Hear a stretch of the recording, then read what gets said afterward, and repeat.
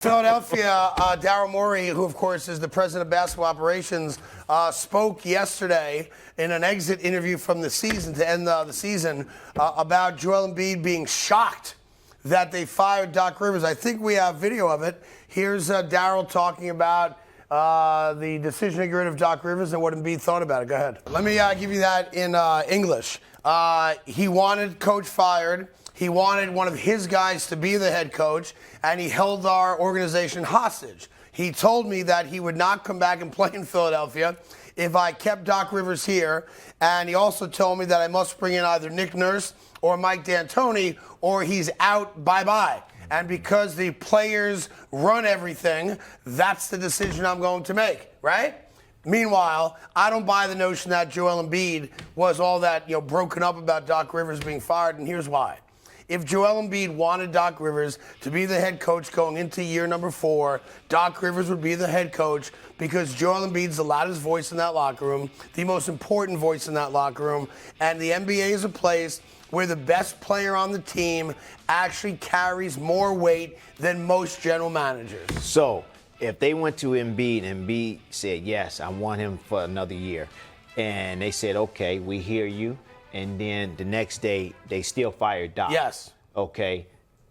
What do you say then? Then I think you have a problem between Joel Embiid and the front office and ownership. And you know what? That's what's happening right now. You think so? They didn't tell Embiid nothing, and they're going to have a problem. And once Embiid doesn't get the ball like he wants to get the basketball next year, it's going to be friction in that locker room and with that organization with Embiid. Well, if they hire D'Antoni, he definitely ain't going to be getting the basketball the way he wants to, the way he's had it in the past, because that offense is designed to be really fast up and down, get the shots up early in the shot clock. Yes. And that's not an offense that's conducive to Joel Embiid. I mean, to be fair, Joel Embiid gets hurt no matter what kind of offense you run anyway, right? I mean, half-court offense, he gets hurt. Up and down offense, he gets hurt.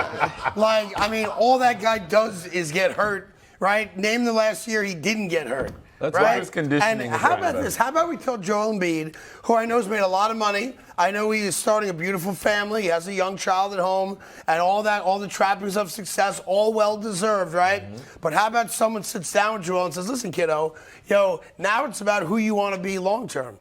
You've already got your MVP. You're the all-time leading scorer in Sixers history. You're the man. But what do you want to be known as? You want to be known as the greatest player to never get to an Eastern Conference final? Or do you want to put the work in? How about this? How about you stop throwing your body on the floor? True. Your body can't take that. True. So stop falling down. Just start with that. Well, a lot of these kids never played on concrete like we did. So if you played on concrete, you wouldn't fall on it because you get strawberries and your hands be all messed up, your elbows be messed up. Figure out how to you stay figure on out your you feet. figure out how to stay on your feet and keep your balance. These kids, since what, 8th, 9th grade, they've been playing in the gym. AAU and just playing in gym, so they could fall down on wood all the time.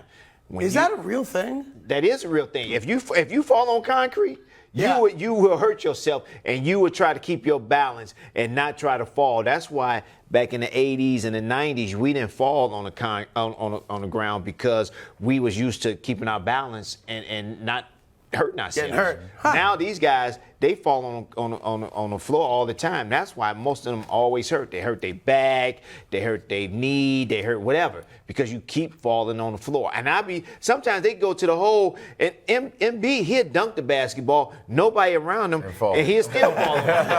I'm like, how you fall on the floor? There's nobody up under you. You held on the rim, you came down nice and gently, and you still fall. That's very accurate. Did you ever hear Embiid say, I've fallen and I can't get up? Sometimes you see it. Especially when he falls and then all 4 of the teammates got to go pick him up and get him up off the ground. Yeah, he doesn't have to be the lifeline guy. Well, he has bad, not bad. I don't want to call him bad knees, but his knees are kind of, troublesome. Yeah, because he's a 7-foot-tall guy that weighs 300 But pounds. I think he has to change his diet. Yep. I think he definitely has to change his diet, not for his upper body, for his lower body, and get that in shape. And I think he needs to ride more bike. You know, get on the bike for an hour a day. You know, up in the morning and afternoon, and get that cardio for your lower extremities, and you'll be all right. I mean, if they hire D'Antoni, he's going to have to. He's going to have to find a way to be. If you want to keep more up, endurance, and his conditioning has to be at a high level. He's got over 10,000 points as a Sixer. He's not yet the Sixers' all-time franchise leader in scoring, but by the time he retires, he most likely will be. So that's on the table as well. You sure? Huh? You sure? I'm not sure about what. I mean, he got a long way to go. Right? AI got a lot of points. I mean, he's going to play another 5, 6, 7 years, isn't he? But he's the AI. AI was, you know, I got to average 45. Troy, how many points away is he from number one all time before I start getting hate mail from Philadelphia? 11,000 behind number one. He's 11,000 behind number one? Yeah. That's like a couple years. Couple years, it'll happen at some point. Are you sure? By the way, who's number one all time for the Sixers? Hal Greer. Hal Greer, of course. Of course. And AI's number 2, I assume? Yep, great, awesome. Thanks for the update on that. You guys all good now? No, all of a sudden, We knew. We just didn't know who was in first place, but we knew he had a long way to go. You did. I did not know. I thought he was top 5 already. I did. I'll own that one. Okay. I thought it was Hal Greer, You're human, Will right? Chamberlain, AI, and Dr. No, J? not Julius Dr. J. Erving? Really? Dr. J couldn't shoot. You guys all forget that. Yeah, but he is He's fourth all fourth on time. the list. Yeah. Say Just a something. bunch of What? dunks? You know Just a bunch Dr. of J dunks? didn't have a medium shot. You knew that. Dr. J was like a poor man's James Worthy. You know that. I wasn't born yet. What did I say? Yes, get him. Get him now. What did I say? Hold up, man. Hold up.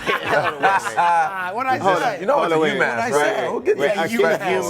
Man, that's very disrespectful. To whom? To whom? James Worthy? No. This man made the coolest basketball movie ever.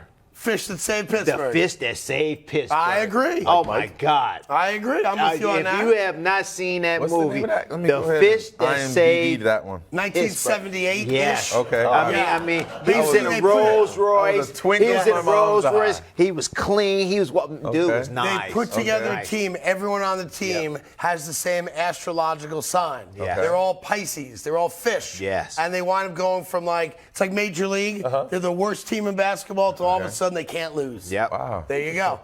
Meadowlark, Lemons in that movie. All the greats. All in the that greats movie. in that Why movie. was astrology such a big deal in the movie? It's a movie. It's a movie. It's no Space Jam 2. See, Wonder if there's a team of Scorpios out there that want to just I would team it still, up and get it you know, going. I would still take The Fish That Saved Pittsburgh. Pittsburgh instead of Space Jam? Space Jam. Yeah, well, you're wrong. You can't shut say your that. You mouth. cannot say that. I mean, That's no. kidding? No. I'm telling you, The Fish That Saved Pittsburgh, the music, the It people. was a great movie. It was a great movie. Well, the title One of of it my favorite alone movies is of all time.